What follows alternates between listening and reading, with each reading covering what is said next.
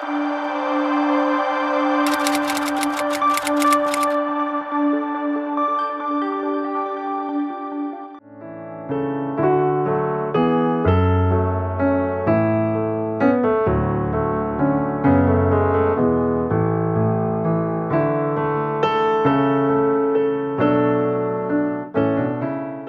मैं कुछ और बातों को मैं आपको बताना चाहता हूं, इस पर आप ध्यान दीजिए और बहुत ही ध्यान से इसको सुनिए और समझने की कोशिश कीजिए।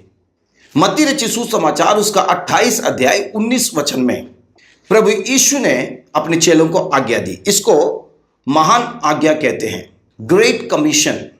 उस वचन को हम लोग पढ़ेंगे। इसलिए तुम जाओ, सब जातियों के लोगों को चेला बनाओ और उन्हें पिता और पुत्र और पवित्र आत्मा के नाम से बपतिस्मा दो। इस वचन में यीशु साफ साफ अपने चेलों से कह रहे हैं, तुम पिता, पुत्र और पवित्र आत्मा के नाम से बपतिस्मा दो। हम प्रेरितों की किताब में देखते हैं कि चेले लोग बपतिस्मा के बारे में बात किए और बपतिस्मा लिखा कि कई लोगों को दिए, पर वहां पे हम कुछ अलग चीज को हम देखते हैं। उन वचनों को हम लोग पढ़ेंगे। प्रेरितों की किताब 2 अध्याय उसके 38वां वचन, 8 अध्याय उसका 16 वचन और उसका 10 अध्याय 48वां वचन और 19 अध्याय 5 वचन। इन वचनों को हम पढ़ेंगे और यहां पे हम देखेंगे कि यीशु के चेले लोग बपतिस्मा के बारे में क्या कहते हैं और कैसे बपतिस्मा हुआ। पतरस ने उनसे कहा, मन फिराओ और तुम में से हर एक अपने अपने पापों की क्षमा के लिए यीशु मसीह के नाम से बपतिस्मा ले, तो तुम पवित्र आत्मा का दान पाओगे। उन्होंने तो केवल प्रभु यीशु के नाम में बपतिस्मा लिया था। उसने आज्ञा दी कि उन्हें यीशु मसीह के नाम में बपतिस्मा दिया जाए। यह सुनकर उन्होंने प्रभु यीशु के नाम में बपतिस्मा लिया। इन सभी वचनों को हम पढ़े, यहां पे कहीं पे भी पिता, पुत्र, पवित्र आत्मा के नाम से बपतिस्मा देने के बारे में नहीं लिखा है। पेंतिकोस्त के दिन जब पतरस पहली बार प्रचार कर रहा है तो बहुत सारे लोग वचन सुनकर उनका मन छिद गया। वो पतरस के पास आकर कहने लगे, अभी हमें क्या करना चाहिए बताइए। तब पतरस उनको कहता है, तुम लोग मन फिराओ और प्रभु यीशु के नाम से बपतिस्मा लो। वो कहता है यीशु के नाम से बपतिस्मा लो, पिता, पुत्र, पवित्र आत्मा नहीं, यीशु के नाम से बपतिस्मा लो। फिर हम 8वें अध्याय में देखते हैं, फिलिपुस सामरिया में जाता है, वहां पे प्रचार करता, वहां के लोग यीशु को ग्रहण करते हैं और उनके बारे में लिखा है कि उन लोग यीशु मसीह के नाम से बपतिस्मा लिए। फिर 10वें अध्याय में देखते हैं, कुरनेलियुस जो गैर यहूदी था, एक रोमी साम्राज्य का था, वो एक सेनापति था। परमेश्वर के अगुवाई के अनुसार पतरस उनके घर में गया, प्रभु का सुसमाचार सुनाया, पूरा परिवार यीशु को ग्रहण किए, पवित्र आत्मा का अभिषेक पाए। तो पतरस आज्ञा देता कि इनको बपतिस्मा से क्यों रोका जाए, इनको प्रभु यीशु के नाम से बपतिस्मा दो। और 19 अध्याय में देखते हैं कि पौलुस इफिसुस में जाता है, वहां पे विश्वासियों से पूछता है, क्या तुम लोगों ने पवित्र आत्मा का अभिषेक पाया है? तो कहते पवित्र आत्मा नाम की चीज हमको मालूम नहीं है। तब पौलुस पूछता, तुमने कौन सा बपतिस्मा लिया? कहता यूहन्ना बपतिस्मा देने वाला का। तो कहता वो ठीक नहीं है, तुम्हें दोबारा बपतिस्मा लेना। लिखा वो यीशु के नाम से, यीशु मसीह के नाम से बपतिस्मा लिए। तो इन सभी जगह पर हम यही देखते हैं कि यीशु मसीह के नाम से बपतिस्मा लिए। अब बात यह है, यीशु ने कहा पिता, पुत्र, पवित्र आत्मा के नाम से बपतिस्मा दो, और चेले लोग यीशु मसीह के नाम से बपतिस्मा दो कहते हैं और यीशु मसीह के नाम से बपतिस्मा दिए। प्रेरितों की किताब में यही हम देखते हैं। अब प्रश्न उठता है, कौन सही है, यीशु सही है या चेले लोग सही हैं? चेले लोगों ने इस तरह प्रचार क्यों किया और प्रेरितों की किताब में ऐसा क्यों लिखा है कि यीशु के नाम से बपतिस्मा ले रहा है, यीशु के नाम से बपतिस्मा लिए हैं? क्या चेले लोगों ने यीशु मसीह के आज्ञा का उल्लंघन किया है? और यह भी प्रश्न है, क्या सचमुच में चेले लोग यीशु के नाम से ही बपतिस्मा दिए थे क्या?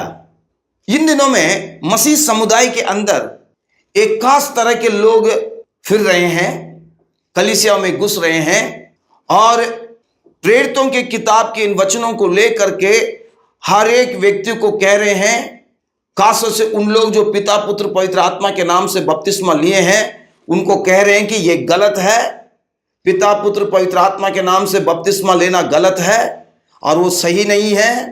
प्रेरितों की किताब में साफ लिखा है कि प्रभु यीशु के जो चेले लोग हैं, जो प्रेरित हैं, वो यीशु मसीह के नाम से बपतिस्मा दिए। और प्रेरितों की किताब में जितने भी लोगों का बपतिस्मा हुआ है, बाइबल के अनुसार जितने लोगों का बपतिस्मा हो, सभी का बपतिस्मा यीशु के नाम से हुआ है। और वो लोग हैं, उनको कहते हैं वननेस पेंटिकॉस्टल, इनको ओनली जीसस भी कहते हैं। और ये इन दिनों में बहुत तेजी से फैल रहे हैं। इन्होंने अपने चपेट में बहुत सारे विश्वासियों को ले लिया है, इतने तक कि बहुत सारे पास्टरों को भी अपने चपेट में ले लिए हैं। और ये इस तरह इन दिनों में ये लोगों के बीच में फैल रहे हैं, कलीसिया के अंदर जा रहे हैं और लोगों को गुमराह कर रहे हैं और कहते हैं यीशु के नाम से ही बपतिस्मा लेना है, पिता पुत्र पवित्र आत्मा के नाम से बपतिस्मा लेना नहीं चाहिए। और ये जो वननेस पेंटिकॉस्टल हैं, जो ओनली जीसस के नाम से भी जाना जाते हैं, जिनको ओनली जीसस भी कहा जाता है, इनके बारे में मैंने पहले भी आप लोगों को बताया है कि इन लोग त्रिएक परमेश्वर पर विश्वास नहीं करते। इन लोग पिता पुत्र पवित्र आत्मा, ये जो त्रिएक परमेश्वर है, परमेश्वर एक है पर वो तीन व्यक्तित्व में है, इस बात को नहीं मानते। वो कहते परमेश्वर एक ही है, पिता भी वही है, पुत्र भी वही है, पवित्र आत्मा भी वही है। और इसीलिए इनका सिद्धांत भी इसके अनुसार है। पर हमें देखना है कि क्या ये वचन के अनुसार है, क्योंकि हमें वचन के अनुसार चलना है। और इन लोग इस बात का दावा करते हैं कि बाइबल में जहां पर भी बपतिस्मा हुआ है यीशु के नाम से हुआ है। प्रेरित लोग यीशु के नाम से भी बपतिस्मा दिए हैं। पिता पुत्र पवित्र आत्मा के नाम से कहीं पे भी बपतिस्मा दी नहीं गई है। और इस बात को भी बताते हैं कि पिता का नाम, पुत्र का नाम और पवित्र आत्मा का नाम यीशु मसीह है।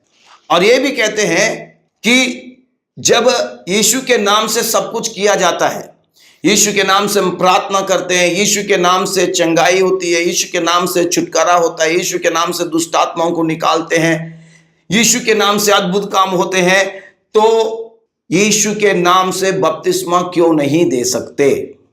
और इनमें से कई लोग ये भी कहते हैं कि मत्ती रचित सुसमाचार उसका 28 अध्याय जो 19 वचन है, ये वचन असली में जो बाइबल की जो असली प्रति है, जो ओरिजिनल मैन्युस्क्रिप्ट हम कहते हैं, उसमें पाई नहीं जाती है।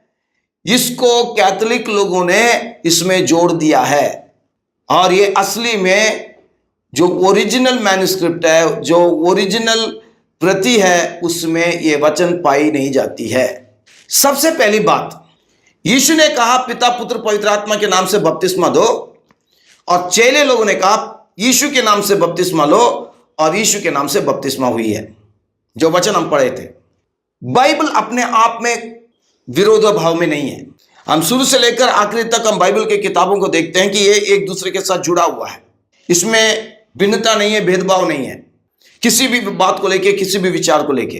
पर हमें इसको सही तरीके से समझना, उस संदर्भ के अनुसार हमें समझना है, और किस परिस्थिति में लिखी गई है उन सभी बातों को रख के समझने की जरूरत है। तभी हम बाइबल को सही तरीके से हम समझ सकेंगे, नहीं तो हम सही ढंग से नहीं समझेंगे। यहां पे अगर यीशु मसीह के जो चेले लोग हैं, जो प्रेरित हैं, यीशु मसीह की आज्ञा में फेरबदल किए हैं, आज्ञा का उल्लंघन किए हैं। यीशु ने कहा पिता पुत्र पवित्र आत्मा के नाम से बपतिस्मा दो, और इन्होंने उसको बदल के यीशु के नाम से बपतिस्मा दिए हैं। और ये दोनों बिल्कुल एक दूसरे के बिल्कुल अलग है। तो यहां पे एक बहुत बड़ा प्रश्न आ जाता है, जो प्रेरित लोगों की जो सेवकाई है उसमें बहुत बड़ा प्रश्न चिन्ह उठता है, क्या उनकी सेवकाई को मान्यता दी जा सकती है? देखिए, मेरी सेवकाई, मैं जो प्रभु की सेवा करता हूं, तभी उसको मान्यता दी जा सकती है जब मैं परमेश्वर के वचन के अनुसार चलूंगा, परमेश्वर की आज्ञा का पालन करूंगा। अगर मैं अपनी मर्जी से सेवा करता हूं, अपनी बातों को लेके लोगों के सामने रखता हूं, परमेश्वर की बात का दरकिनार करता हूं, तो मेरी सेवकाई का कोई महत्व नहीं है, कोई वैल्यू नहीं है, और परमेश्वर उसको ज्यादा महत्व नहीं देगा। इसलिए प्रभु यीशु ने कहा कि उन दिनों में कहेंगे प्रभु प्रभु प्रभु, और आपके नाम से हमने दुष्ट आत्माओं को निकाला, अद्भुत काम किए, भविष्यवाणी की। और प्रभु कह देगा हे दुष्ट, तू दूर हो जा, मैं तुझे नहीं जानता, क्योंकि तूने पिता की मर्जी पूरी नहीं की। अगर मैं परमेश्वर की इच्छा के अनुसार सेवा नहीं करता हूं, तो मेरी सेवकाई चाहे कितनी भी बड़ी हो, वो परमेश्वर के सामने मान्यता नहीं दी जाएगी। अगर चेले लोगों ने यीशु की आज्ञा का उल्लंघन किया है, अपनी मर्जी से उन्होंने कुछ किया, तो सबसे पहले उनकी सेवकाई पर प्रश्न चिन्ह उठता है, क्या वो मान्यता दी जा सकती है? और दूसरी बात यह है कि हम देखते हैं कि हजारों लोगों ने बपतिस्मा लिया है, तो ये जो हजारों लोग जो बपतिस्मा लिए हैं वो सब रद्द हो जाएगा, उसको कोई मान्यता नहीं दी जाएगी, इनवैलिड हो जाएगा, ये सब बपतिस्मा बेकार हो जाएगा। अगर ऐसी बात है तो सबसे पहली बात, ये प्रेरितों की किताब बाइबल में नहीं होना चाहिए। अगर ऐसा है तो फिर ये प्रेरितों की किताब को मान नहीं सकते, क्योंकि यहां पे प्रभु के वचन से हटकर है, बिल्कुल अलग है, तो हम कैसे इसको मानेंगे?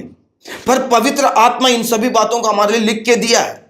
पवित्र आत्मा कभी भी कोई गलत नहीं कर सकता, क्योंकि 2 तीमुथी 3 अध्याय उसका 16 वचन में देखते हैं, संपूर्ण पवित्र शास्त्र परमेश्वर के आत्मा के द्वारा, परमेश्वर की प्रेरणा के द्वारा लिखी गई है, ये हमारे लिए लिखी गई है।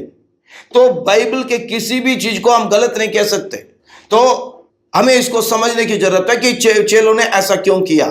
अगर उन लोग परमेश्वर के वचन के खिलाफ गए होते तो पवित्र आत्मा इस चीज को यहां पे लिख के नहीं दिया होता, पर हम बाइबल में इन घटनाओं को देख रहे हैं। दूसरी बात, ये जो वननेस पेंटिकॉस्टल, जिनको ओनली जीसस के नाम से भी जाना जाता है, और इनमें से कई लोग जो कहते हैं कि मत्ती 28 का 19 वचन असली प्रति में नहीं पाई जाती है, इसको कुछ लोगों ने बाइबल में जोड़ दिया है। तो बाइबल की जो सच्चाई है और ये बाइबल जो परमेश्वर की प्रेरणा के द्वारा लिखी गई है, इसकी ईमानदारी, इन सभी चीजों पर प्रश्न चिन्ह उठता है। क्या कोई भी अपनी मर्जी से बाइबल में कुछ चीजों को जोड़ सकता है और अपनी मर्जी से किसी चीज को निकाल सकता है? क्योंकि वननेस पेंटिकॉस्टल लोग कहते हैं ये शुरुआत में ऐसा नहीं था, ये प्रभु का विचार नहीं था, प्रभु यीशु ने नहीं कहा था, इसको जोड़ दिया गया है। तो ये बाइबल में है, तो फिर ऐसी बात है तो प्रभु की ओर से नहीं है, मनुष्य ने जोड़ा है। तो फिर बाइबल के और भी कई प्रतियां हैं जिसके बारे में हम कह सकते हैं कि ये पहले इसमें नहीं था। उस हिसाब से फिर पूरा बाइबल हमारे लिए गलत हो जाएगा। बाइबल के कई चीजों पर प्रश्न चिन्ह उठेंगे, सचमुच में उसमें था या नहीं था। पर उनकी बात गलत है, क्योंकि बाइबल की जो असली प्रति है उसमें यह वचन पाई जाती है, यह जोड़ा नहीं गया है। और प्रकाशित वाक्य 22 अध्याय के 18 और 19 वचन में देखते हैं कि प्रभु साफ साफ कहता है कि ये जो परमेश्वर का वचन है इसमें कोई जोड़ नहीं सकता और इसमें से कोई निकाल भी नहीं सकता। अगर वननेस पेंटिकॉस्टल लोग ये कहते हैं कि ये वचन नहीं था, तो पूरे बाइबल पर प्रश्न चिन्ह उठता है। फिर या तो बाइबल गलत है या तो उन लोग गलत है, और बाइबल बिल्कुल गलत नहीं हो सकता, उन लोग गलत है। तो फिर वहीं पे उनके सारे तर्क खत्म हो जाता है, उनकी बातें वहीं पे खत्म हो जाती है, क्योंकि वो बाइबल को गलत साबित करने की कोशिश कर रहे हैं कि बाइबल में ये बात पहले से नहीं है, ऐसा कोई कर नहीं सकता। क्योंकि ये वननेस पेंटिकॉस्टल लोग, उनका जो सिद्धांत है पिता और पुत्र और पवित्र आत्मा तीनों एक हैं, एक ही व्यक्ति हैं, इस बात को लेकर अपने सिद्धांतों को बनाते हैं। इसलिए ये जो है इस बात को मानने के लिए तैयार नहीं है, पिता पुत्र पवित्र आत्मा। मत्ती रचित सुसमाचार सन 60 में लिखी गई है, और ये जो कुरिन्थियों की किताब है वो उससे पहले लिखी गई है, 2 कुरिन्थियों सन 55 या 56 में लिखी गई है। और हम 2 कुरिन्थियों उसका 13 अध्याय उसका 14 वचन में हम देखते हैं, वहां पे आखिरी आशीष जो पौलुस देते हैं, और हर एक कलीसिया में आराधना के बाद आखिरी आशीष बोला जाता है, और उसमें प्रभु यीशु मसीह का अनुग्रह, पिता परमेश्वर का प्रेम, पवित्र आत्मा की सहभागिता, ये तीनों बात आई है वहां, पिता पुत्र और पवित्र आत्मा। तो ये हम देखते हैं कि मत्ती रचित सुसमाचार वो पुस्तक लिखने से पहले कुरिन्थियों की किताब लिखा गया है, वहां पे पौलुस इसके बारे में जिक्र करता है, पिता पुत्र और पवित्र आत्मा। तो ये एक नई चीज नहीं है जो इन लोग कहते हैं कि एक नई सोच इसके अंदर डाल दी गई है, पहले इस तरह की सोच बिल्कुल नहीं थी, पिता पुत्र पवित्र आत्मा। तो यहीं पे उन लोग बिल्कुल गलत साबित होते हैं, क्योंकि मत्ती रचित सुसमाचार लिखने से पहले कुरिन्थियों की किताब लिखा गया है, और वहां पे पिता पुत्र पवित्र आत्मा के बारे में हम देखते हैं।